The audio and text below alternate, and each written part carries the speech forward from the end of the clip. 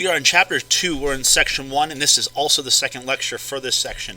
What we're going to do is continue to discuss what happens in this area when boom towns across the country are going to include the population increase.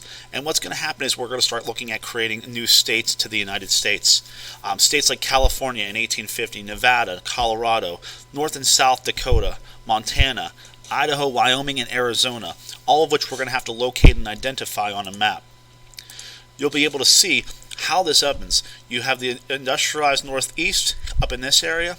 You have the South here, Texas, and then the different territories, including the Indian territories that we talked about.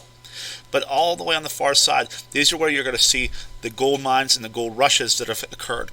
You have cities like Flagstaff, Idaho City, other areas, Virginia City and Carson City, where we talked about with Comstock's lode, in Nevada.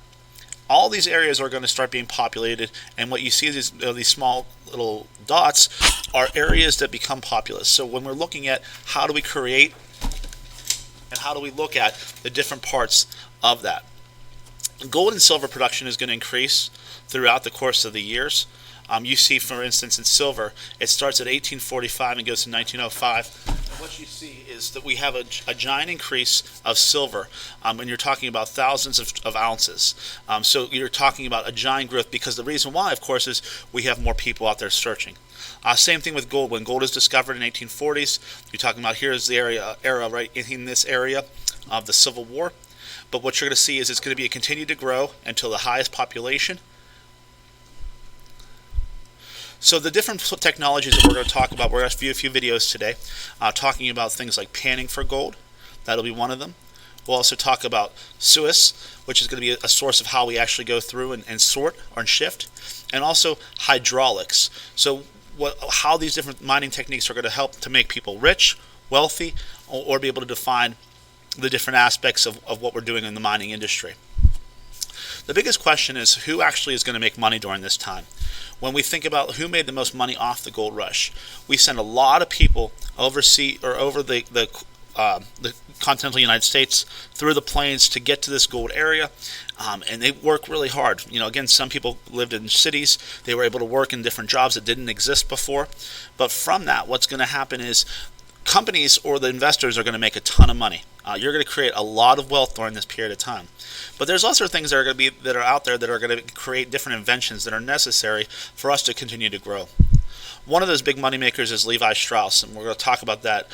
Levi Strauss and Company, which is a clothing store. Miners needed the clothes and pants strong enough for the 16-hour workday that they were putting in. So Levi Strauss said, let's make a strong pant. And in 2016, Levi Strauss brand is worth $4.6 billion. So obviously something that happened or came from this period of time is still prevalent in societies today. Other moneymakers included shops and cellars, hotels and bars, because when people had the disposable income after a long day's work, they were ready to go out and they were ready to actually use it. But again, just to show the whole idea, mining is a super tough job. It still exists in some parts. Safety structures still exist, but at this time, it was going to be very, very tough. You had to have yourself be able to set up for it. There's a dark side, though, of course. Chinese immigrants are going to be miners are going to be charged $2 a month to mine, which is about $80 a day. So you bring these people in as basically cheap labor, and you're making money off the fact that they're here. Violence is going to happen against foreign miners. It's going to increase, and beatings and rapes and even murders become a commonplace because, again, we have a lawlessness in society because we don't have that government structure. There's no ethnic group suffer more than the California Native Americans. Before the gold rush, its native population numbered around 300,000. Within 20 years, about 100,000 would be dead. So the population decreased by a third because of the fact that we had different things such as cholera and scarlet fever. So to show you an example of what scarlet fever looks like, it's a bacterial disease and it affects sore throat or fever, and it becomes a rash, which you can see through that. That would be the scarlet fever. Cholera was a bacterial infection, and it usually was bad from bad water. excuse the typo there, bad water or food, and that included diarrhea, vomiting, and dehydration. And then, of course, there's notices that were put up there. And this comes back to when you look at the idea there's going to be a lot of these medicines that are invented, and a lot of them really never work. It's kind of like the early stages of healthcare and what really happens. So we will continue this lesson after doing a couple activities.